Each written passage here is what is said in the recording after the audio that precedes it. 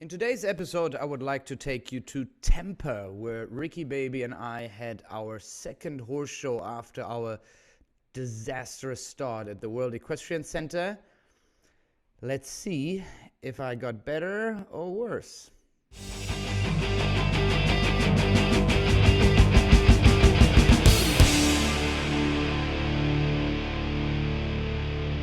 Welcome back to today's episode of Ocala Nights, the Ballad of Ricky Baby. By this time, you probably already watched our disastrous start at the World Equestrian Center once Ricky Baby arrived. In the meantime, we had 3.5 weeks break before we decided we're heading to Tampa. And I always had fond memories of Tampa. Like it's a showground where like I never go home without a ribbon. So there's something special between me and Tampa that I always try not to miss that show. We made the plan to take Ricky Baby and see where we at in our training. In the meantime, in the 3.5 weeks at home, we worked on our personal relationship and we worked on getting to know each other a little bit better and a little bit more of that flat work, small jumps, no big courses, just getting the nitty-gritty out and working on our personal relationship between him and I. We decided to take him to Tampa and do a meter 30 class to start off with, because the idea was to do the welcome, which is a meter 25 and a meter 30, I think. And then if the meter 30 on Thursday is good, then we would do the Grand Prix on Sunday, which is a meter 35, meter 40. It was a regional Grand Prix in Tampa. So the meter 30 went really, really well. We had slight adjustments in the bridle. The way I finished my last class at WEC was a different configuration in the bit I had to use now in Tampa. Good thing I did the meter 30 before. But the meter 30 gave me a really, really good feeling for the welcome. And let me take you guys straight into the welcome. Here we're in Tampa. And you already notice how he is way more tight. He is way more goey. I just wanted to walk him, but he was like trotting. He's like, let me go. So, like I said, Tampa, I always have great memories. I just like the setup. It's a little bit more European. Everything just feels closer together. And I think that's why it makes me feel like I'm at home. And that meter 30 that we had on Thursday, that was the day before this class that you're watching now. I also had the feeling that Ricky was just like, he arrived more. Our communication was much better. And I felt really, really good. So here you already can see my upper body is much taller. My hand is way more quiet. I'm not having that rising hand anymore like I had it at WEC. And then I'm just leaning back. There he dips a little bit to the right, and I got a little bit panicky because now we got to that oxer a little bit too early. Shaping out his weak left side to that oxer. Ran down, got lucky on that vertical. I should have stayed a little bit taller right in the beginning to not get that close to that vertical. And there you see like his famous head shake where he's like, I can see where we're going, let me go, I know the deal. There he didn't really had his eye on the triple bar, so I had to wait and add another stride to that combination to be on the safe side. And around this turn, a lot of people turned early around that oxer and then had a rail on this oxer because you saw it really late. Up to the water was good. And then some people turned in front of jump number 5 to that combination, but I decided to play it safe because we're still not that in sync that I can have that left turn. Also decided to add one there.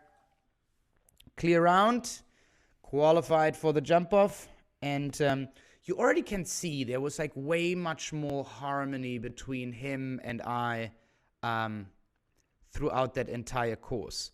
So What he wants from me is that I keep my hands together, I keep him still, I keep him low, and I sit really, really tall. Like he doesn't like when I start leaning and just throwing everything at him, because then he feels abandoned, and then he gets anxious about it. So let me take you guys into the jump off, and then you can see the stuff that we still need to work on. Okay, there we're starting now. So it starts with the triple bar.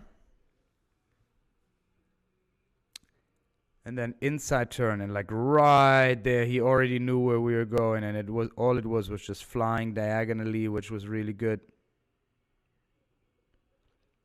There, that inside turn was a little bit wobbly and a little bit too strong on that inside hand.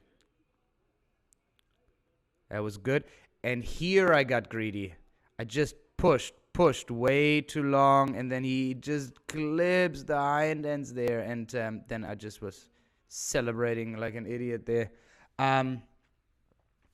So that left-hand turn is something that he likes to dip in and move over, and that is something that we're working on really hard now in the training, of like letting him land, shaping out, don't just run in there. And at that time I still didn't know him good enough to be aware of not to chase him through that left turn. I should have stayed out for one more stride, but then leave out one stride to the last oxer. That could have been a nice clear round at that point. And then after that round, we were on a roll. We felt so good about ourselves, and decided we're gonna enter the Grand Prix. So this is the first Grand Prix for me now in 1.5 years with Ricky Baby. I have to say I was a little bit nervous because, yeah, as you can see, I'm like blowing steam right there. But I also knew what I had to do. Like, I knew not to abandon him. I knew not to chuck the reins at him. We had a really good feeling for the last 2 days in Tampa.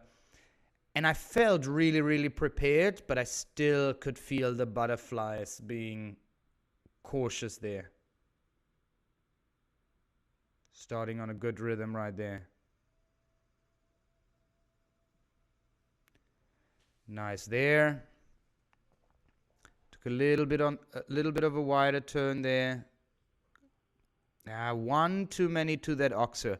But I also didn't want to go too fast because I didn't want him to fly into that vertical combination. There have been a couple of rails of people that were leaving one out and then just clipped the way in or the way out. This joker jump came down a couple of times, so I was really happy that I nailed that one straight to that oxer. It was a little bit of a waiting stride there. And now 8 out of that corner, and now we have a bending line into that combination where I decided I'm going to add one, because after this combination was a really tight stride coming up to that water tray.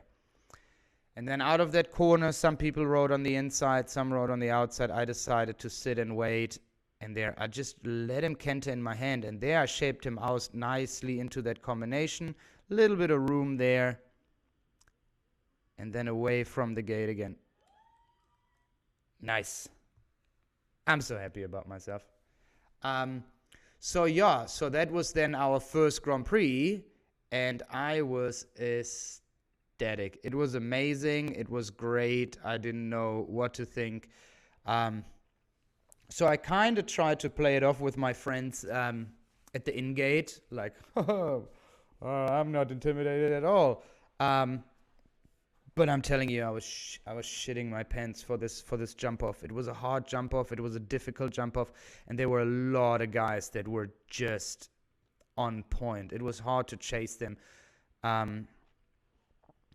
Starts with the last element, the first element of the 4A combination, bending line to that oxer, and now we're coming up to that yellow jump, but the other way around, and he totally wasn't prepared of it, and like.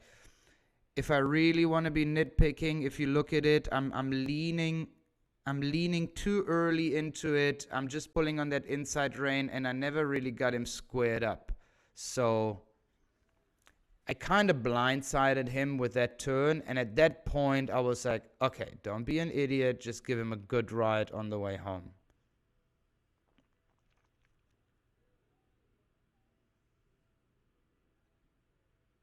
Really nice there. Some people took the inside turn there, which I opted out of. And now it's at left turn to the combination, like almost the same setup, but I stayed out longer so that I have a good way coming into the combination. Got a little bit long coming out, and then I just did one extra stride to the last one. So this is now 3.5, I think 4 weeks after WEC. So already there, you can see that he starts trusting me. He thinks I'm a good guy, I'm a friend, and like maybe he wants to hang out a little bit longer with me. And I know we're still very, very far from having the really good rides that Pavena had in Germany, but we're getting there. We're really getting there. I have the feeling the bromance is real. We're getting there. I love you, you love me, we're a winning family with the blue ribbon here and there, we will be the bomb. Ricky baby is going strong. Yeah, so that is this. And just to think that just 3 weeks earlier, I was at a horse show where I fell off twice, got eliminated, had 12 rails. I was on cloud 9, and that horse is such soul food, and I'm happy to share this story with all of you guys. So thank you so much for watching Shake and Bake, the ballad of Ricky Baby. Over and out, and I'll see you guys at the next episode.